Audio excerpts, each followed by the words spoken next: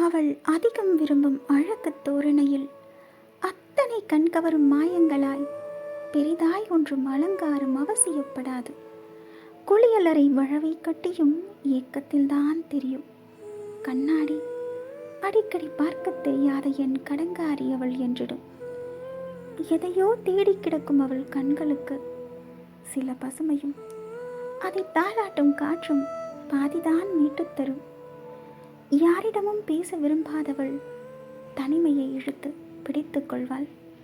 அவள் வீட்டு வாசலின் சாய் நாற்காலி சில அடி தொலைவில் ரயில் சத்தத்தை இழுத்து வந்து சேர்க்கும். அதனோடே ஒரு குயில் கூவ கேட்டால் பாய்ந்தோடும் இவள் மனம். மனதினோடு எழுந்தோடி எதைத்தான் இப்படி ரசிப்பாளோ குருவியுடன். அந்த குருவியின் ஒரு பருக்கை அரிசியோடு வானம் கூப்பிட இவளும் பறந்தோடுவாள்.